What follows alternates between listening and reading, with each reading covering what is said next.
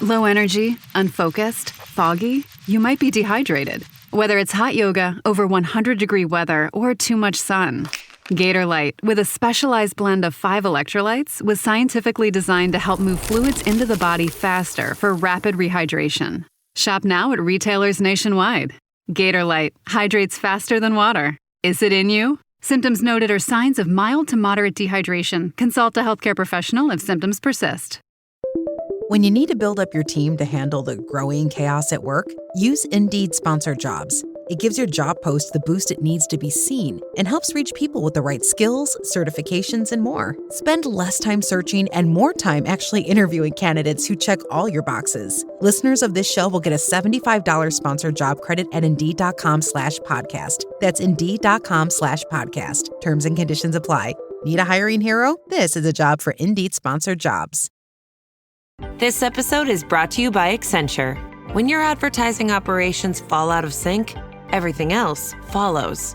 Spotify and Accenture are working together to reinvent the rhythm of ad sales, using automation, analytics, and smarter workflows to simplify campaign delivery and access better data across the business. The result? Less time spent on operations, more time connecting brands with the moments and fandoms that matter most.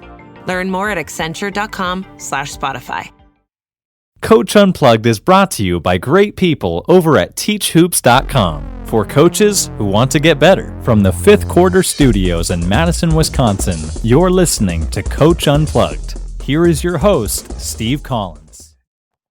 Hey everybody, happy Wednesday. We're just going to keep going with our discussion with Coach here that we started yesterday. But before we do that, I would ask you to go over and check out Dr. Dish.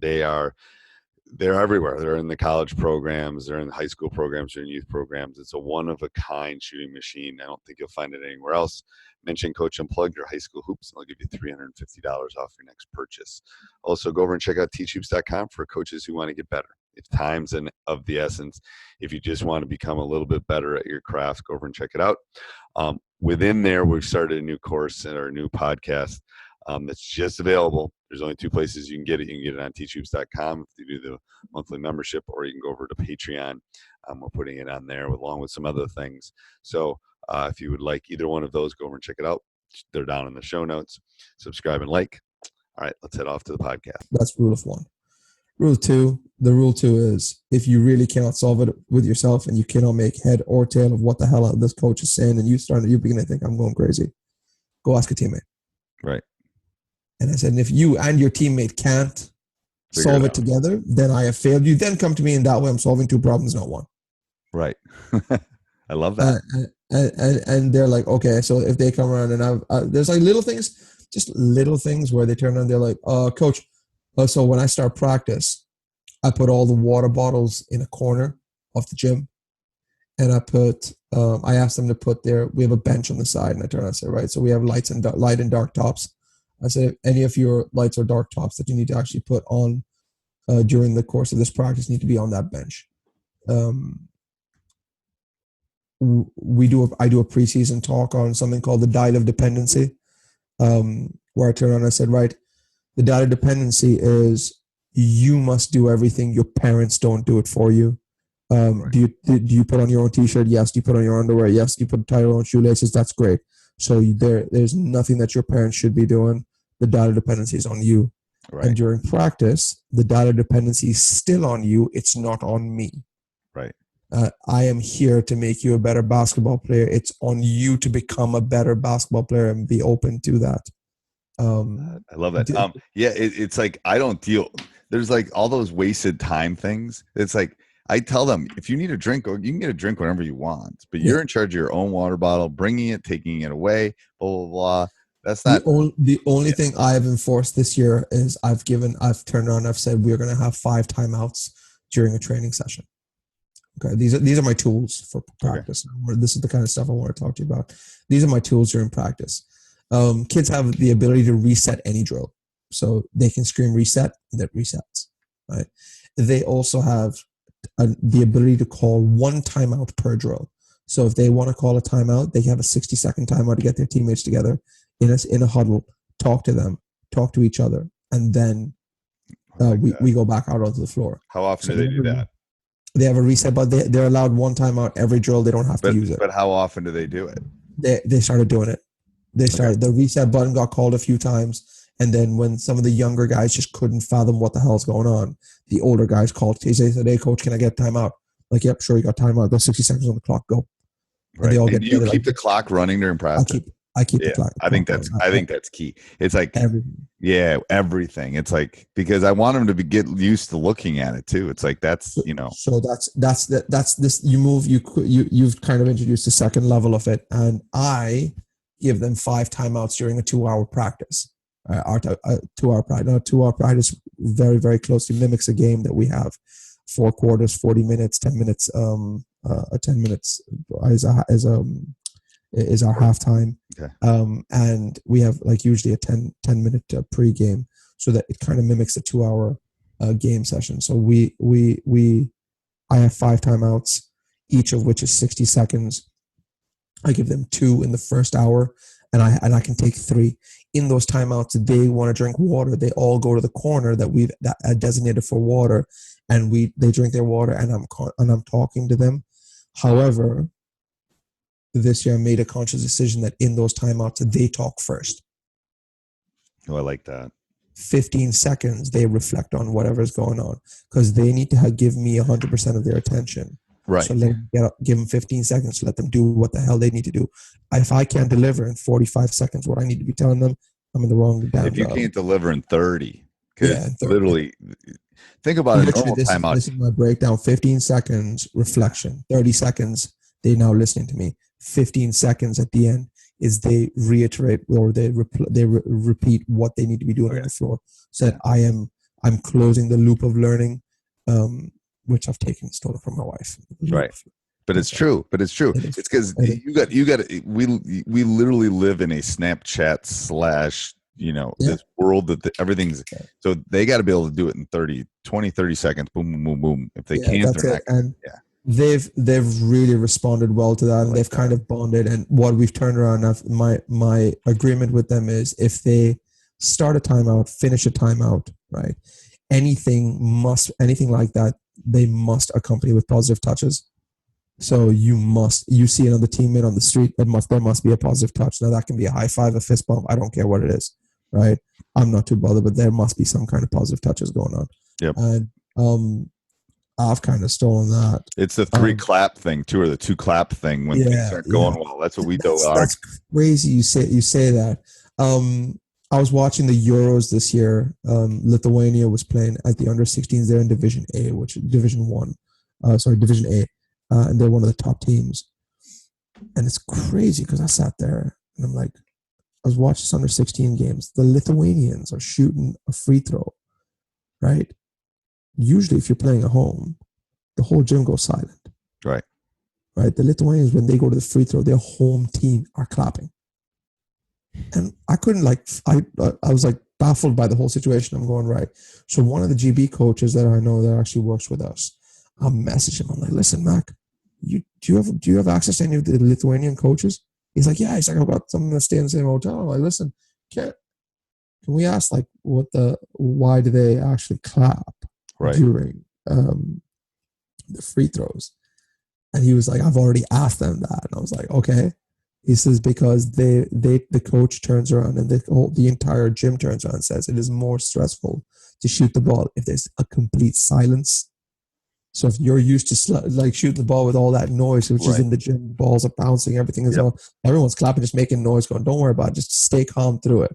Right. It's more stressful to shoot in the silent gym. I'm like, that's my mind. There's been studies too. I was reading something that basically by the 3rd clap you should let it go. Like, I just made a bad pass. It's like, all right, rather than getting there's an energy with clapping. Yeah. It's in our blood somewhere. It's just human nature. There's something with that noise. Yeah, that's what I tell my boys. By the 3rd clap, if you better let it go, or we're gonna have some issues.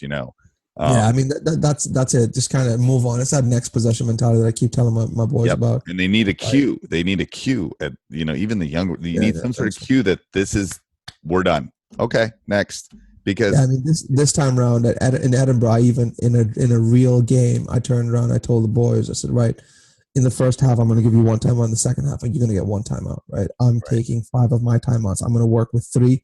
2 of them are yours. The bench needs to tell me when they want it. Right. And fair enough. First half, end of first quarter, we were up only 5. The score was 13-8. They called the first time out. They're like, Coach, we got to talk to everyone. I was like, okay, I'm all right with that, because now we're kind of moving into level 1. Right. I'm not at level 3 anymore. And it's scary how quickly I have become that coach when I absolutely failed at being that coach last year with the under 18s. Right. They had gotten and sometimes the 18s need more 2s and 2.5s, to be honest. Yeah. Sometimes they do, because they're egos, and they do. Yeah, we're not football coaches. That's the thing, is you make one mistake in a football game, you lose. Yeah. Soccer game, whatever. But there's hundreds of mistakes. That's the key, is I think we as coaches in practice have to teach them how to let go of those mistakes quickly. That's my main goal for this year. My main goal this year is to make sure my reflection sheets are all documented. So when I kind of have that end of season meeting with all the parents and kids, I'll turn around and say, right, this is what we've done through the year. There's the kind of strengths, weaknesses, and things that the kids exhibited. We've done a December review. This is what it looks like. There was a lot of progress made in December. There was not a lot of progress made in December. And then there's one done at the end of the season. Progress through the course of the season. So, I mean, that's going to be interesting for me. That's going to be like one thing that we're going to do this year. The second thing is, it's going to be fundamentals this year, because if kids are going to go through this program and I have the opportunity to impact what is the base of players coming through my program, I have to put in the work this year, right, with regards to that. And it doesn't so we're going to go through skills checklist, the ones that I shared with you. Yep, that's great. They should have already checklisted a lot of that stuff prior to coming to me, because that's done at a club level. Right. So I'm an academy coach. They've risen up to academy now. That skills checklist should be checked off. However, there's going to be things where for example, I turned around and I said, right, do you know what are the 4 moves that consist of any dribble, drive, action that happens within basketball? And they're like, yeah, Coach, we know it.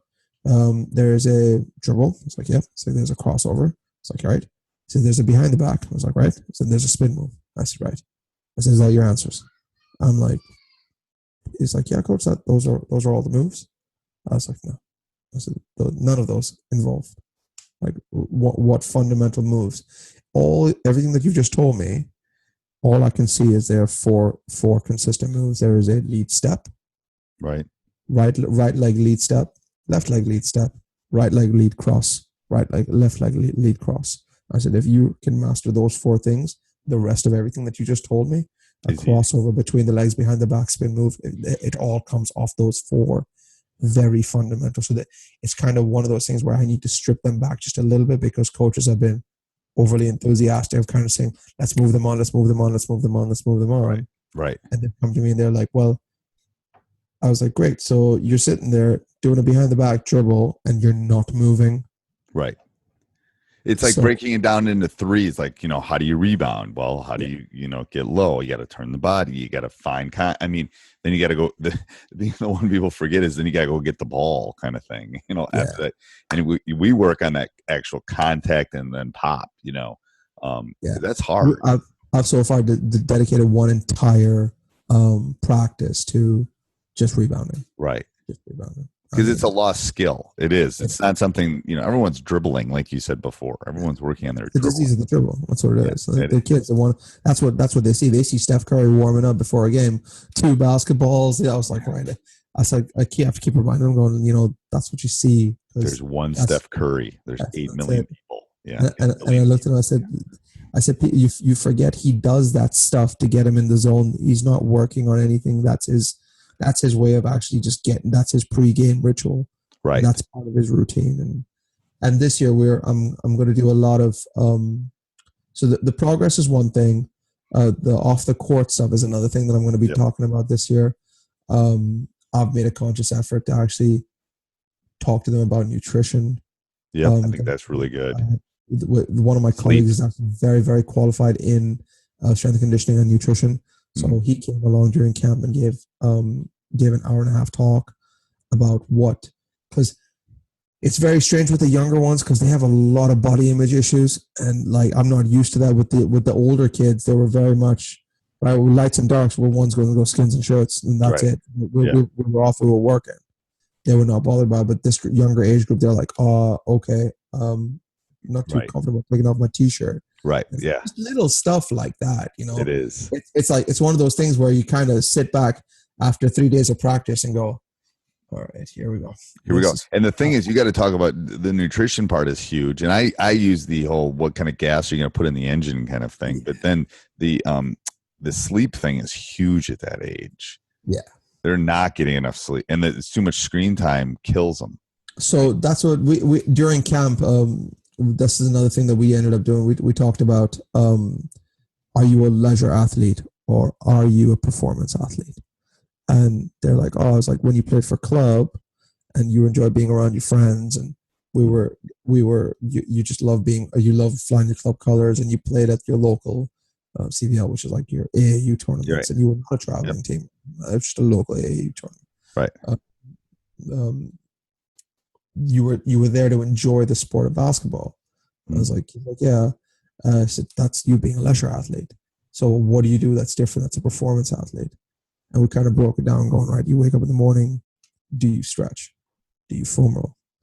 After a game, do you go home and fill the tub up, which is the bath, and with cold water and just sit in it? Because this is England. You don't really need ice in a bathtub. It's freaking cold anyway. Right. turn on the damn tap and sit in the damn thing. You'll be all right. Right. So we talk about what kind of food are you putting in your body. And like Sean, who was one of my colleagues that came in and did this, he actually took pictures and said, right, how old are you? This is how old I am. Right, great. How much do you think you need for a day like today where you're playing 6 hours of basketball? How much food do you think you need? And they were like, well, I think you need one of those bowls and you need two of those bowls. And he's like, okay. He's like, so what if I turned around and told you needed 6 of those bowls because you played 6 hours of basketball? You burn about 4,500 calories, and you're currently inputting into your body about 450 every time. And that you can see where the kids' minds are blown, going, right. Whoa. Hey, everybody. Hope you're enjoying the podcast. Couple things you can do real quick. Subscribe and like here and on YouTube under Teach Hoops under YouTube. Leave any sort of reviews, any comments. We love those. If you do any shopping on Amazon, down below is our Amazon link. It doesn't cost you anything, especially if you're a Prime member. Even if you're not a Prime member, we get a small little commission every time that you purchase through our link. And the last thing is make sure you go over and check out teachhoops.com for coaches who want to get better. I can't imagine a better resource, a better way to expand your horizons. There's nothing like it on the web that I have found. I have experienced everything that you're experiencing. I've coached guys at the highest level. I've coached NBA guys. I've coached, 5th grade boys how to dribble. So I've experienced everything that you're experiencing, and I am here to help. So go over and check out teachhoops.com for coaches who want to get better. All right, back to the podcast. And the thing is, they're burning it too. Like you and I, we're getting older. We don't I have one of two ways. I can eat less or I can exercise more. They're not at that stage. If you want to put any mass on them, I mean, they have no idea how much they're burning. No, they had absolutely no clue. And then another thing that one of the coaches that we know, Mac, who's our performer. Again, I keep saying Mac's got like a wealth of information. He's an interesting guy for you to talk to. I'd love to have him on the podcast. His name is Ian McLeod. He's our performance and mentoring officer. He's actually the assistant BBL coach for the Eagles. He's a fantastic guy to talk to. You send me a stuff. I'll get that. Would be. I would love to sit and have a whole hour conversation about. Yeah, I mean, even like the kind of stuff that he comes out with it, because he works with Alan Keane as well, who's like the head coach for the under-18s Euro boys, and like he's done some crazy stuff this year. I mean, they got a promotion out of Division B. They finished in 7th place in the world for under-18s. That's unheard of for England. Right. Great Britain won the wheelchair basketball championships of the world. They beat Team USA. That was sick. Like no one expected them to position, let alone win the entire thing and beat the US. Right. At wheelchair basketball. That's ridiculous, you know? But like, yeah, it's a great time to be in the sport for us. And like Ian would be a fantastic guest for you. I know you'd love having a conversation with him. I'll kind of put the two of you together and see what you guys. That'd be awesome. So you're thinking fundamentals, you're thinking off the court. I'm thinking progress sheets. Basically kissing it, you know, keeping it simple, stupid. Yeah. And that's it. Yeah. And what I wanted to kind of is set the baseline for kids coming through the program, so that the coach for the under 16s next year says, oh, you know, hey coach, we're looking at these kids. I'm like, great, here's all the resources that we have, and we have like a shared drive on the kids. This is their kind of progress, and should you want to pick one of these kids, because we don't say, oh, the under 14s need to move to the under 16s. No. You go through trials again. Right. I have a 6'5" kid out of Barcelona that rocks up to the UK because his dad gets a job. Right. I want to look at that kid as well. Right. You know, I think the analogy is, it's like I'm the geometry or algebra 2 teacher, and you're the algebra teacher.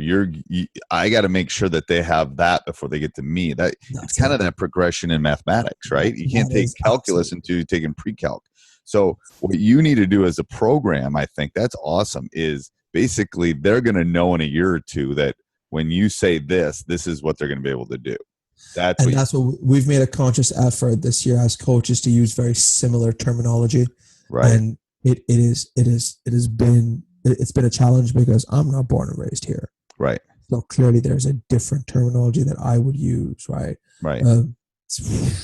For example, I talked to a coach that currently works with the under 20 women, Jeff Jones. If you Google him, I'm pretty sure you and him probably have cross paths. Okay. U.S. coach. His daughter plays for England as well. Georgia Jones. Son Callum Jones plays for Worcester Wolves, and he's one of those guys that he was a scout, I think, for Cincinnati. Really? He was a scout for Cincinnati at some point. I was talking to him, and he's a very, you got to curl this in and then you stop and pop, and like you can't use that kind of language from one coach to the other, right? Because if you're looking at a 12-year-old, he gets used to that kind of language when he gets to the under 14 the under 16 levels, where it's a different coach. The coach is going to struggle just to make him understand some basic stuff because we've all been using different terminology for it. Right. Something very simple as we're inbounding the ball, you must curl to the ball, right? Curl to the ball is like, can you use C cut? Can you make a C cut? And which one do you guys use? Do you use helpline? Do you use things like that? We use helpline, we use C cuts, we use breakouts, we use your lead hand and then back pedal versus, so there's just some common terminology that we've all agreed this year to kind of use. Okay. Where rather than turn around and tell a kid who's 12 years old, you got to sit in your stance. Right. You don't sit in anything. Right. You actually play defense, right? By actually getting into your stance. You don't sit. Just sit down in your stance. We've made as coaches. So there's 8 coaches in the academy. We've all, including Ian, that we've all made a conscious effort this year to kind of use the same terminology. And that will take time for that to kind of so percolate. Things like we're teaching the kids how to play transition. We want a parallel sideline pass. We want to make sure we offer middle. So those kind of, rather than turn around and say, run the lanes, make sure we're constantly in the middle of the floor. It's making sure that we use the consistent use of the right language through the course of the age group so that the kids don't get confused. And then the new kids that come in are able to slot in quite easily because the other kids kind of say, this is what it means. Right. This is what I've been here a few years. This is what it means. Don't panic. And what percentage of kids move up from 14 to 16? 80%? There is, I'd say there's about 60%, which is not great. Right. 60% is what it is because do they go somewhere else, or they're not good. A lot of the kids end up moving. Some of the kids end up being shell shocked by the entire thing. Okay. turn around and saying, right, this is not for me. I didn't enjoy this at all. Right. The fact is, some kids are like that. They just don't like the pressure. And I tell everyone, I said, not everybody will thrive in this environment because it is a performance environment. Right. If you're serious about where you want to go, it is my job to work double as hard as you are. Right. To make sure that we are getting you to the goals that you want to. So my rules with the kids also during a game is, I will not sit down in a game that you are playing if you don't stop working hard. The only time I will sit down is if I think you are not working hard. And they're like, oh, coach, so this year, my under 14s started like, oh, coach, last year with the under 18s, did you sit down? I was like, yeah, I sat down one game.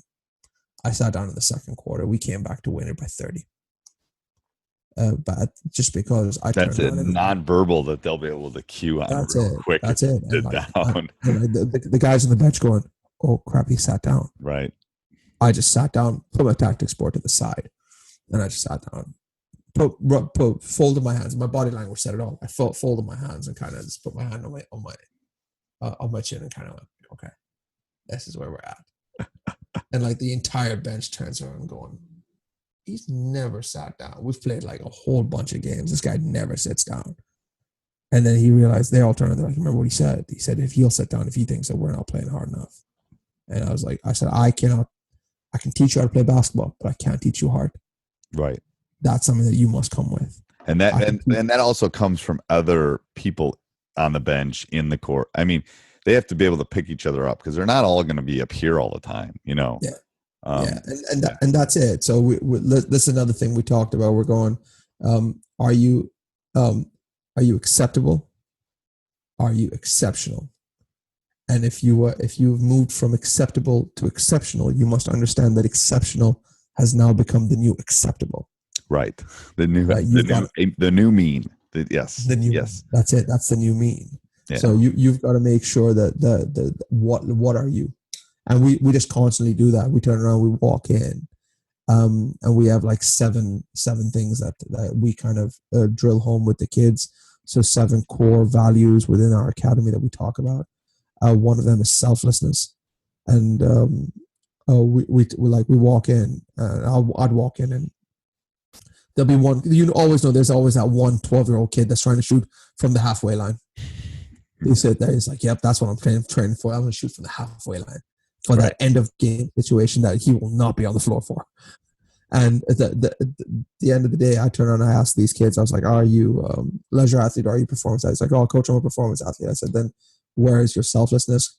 Because I've got 9 guys sitting on the side, foam rolling and stretching prior to practice even beginning. Right. Which involves a stretch and a warm-up, a dynamic and a static stretch. I said they are being selfless to their teammates because they want to try and make sure that they are practice ready, hence game ready. Right. And that's when kids are like, okay, that's crazy. That's okay. I love that you call it halfway too. I call it half court. So half court, the halfway line. That's what I don't know. It's one of those things, isn't it? It is. What else do we do another thing where we kind of talk to the kids and ask them what the 7 core values are, and we go through this during camp. Bravery, communication, selflessness, respect, reflective. They're all part of our core values. And this year, I think one of the things I'm going to try and drive home with this age group, and it's going to be one that I probably need to pick up with you at some point, is how do I instill a sense of confidence without the obvious, it will come with time? Okay, so while you have to show them success, it might not always be on the court. There can be other kinds of success that can build their confidence. Going to Edinburgh sounded like it built their confidence. Oh yeah, definitely. I had like one of my big kids and who couldn't say anything in the first game. Right. And the first game we lost by like 4 or something ridiculous. Right. Right. And I actually, in some strange way, I actually liked the fact that we lost that first game because it lit a fire under them. They were like, right. First game. I was like, he's like, look the size of us. We're quite a large team and we can run the floor and we've all played basketball before. And so they went and they did really well at camp to then go to Edinburgh. And like build on Is that. there a way that you can schedule some things during the season either, or is your schedule? Right. So are you talking about like friendly games and stuff like Yes. that? Yeah, definitely. We're not curtailed in any sort of form. I'm still head coach of that age group. I can do what the hell I want. And you know when the hard ones are coming? Do you Yeah. know who your hard opponents are going to be? Yeah. So with us is we're usually there's a huge rivalry between three of us. So I would say it's us, Newcastle, Manchester, because Manchester had John Amici, who ended up in the NBA. So he has a huge foundation and he has his own building and stuff for his kids to come through. They come out of the John Amici Center, and it's between us, and Birmingham. Birmingham being the multicultural city that they are. Hakeem Olajuwon. Yep. Hakeem Olajuwon has his own club in Birmingham. He lives in Birmingham now. Oh, he does? Yeah. His son plays for Birmingham Rockets. What grade is he? Well, how old is he? He is an under 16 now. Is he huge? Not as big as dad. No. Not as big as dad. No, not as big as dad. So that might be one way. I would definitely try to schedule some. Maybe you have a tough little stretch here. You got to rebuild them back up. You go get some friendlies. I'm always a big believer in that. Especially, you don't have to do that when they get older because they can kind of fight through it on their own. But they're it goes back to like their body image. Everything is so fragile at that age. They're just trying to figure out who they are, to be honest with you, like as people, not even as basketball players. You just hit the nail on the head. They are. I turned around and told them, I said, it's like, oh, coach, what play are we going to run? I'm like, we're going to play basketball. How about that? Right. Yeah. I was like, if I wanted robots, I'd stay at home and sit on my plane. And they like structure, though. If going back to the practice thing, I'm not saying, I'm just saying that they know that this is the way their world. Kids like structure. I'm not saying dictatorial. I'm saying structure. That they know that I should do this now. It gives them. It's like knowing they're going to get tucked in when they're 6 years old. It's that comfort of knowing it.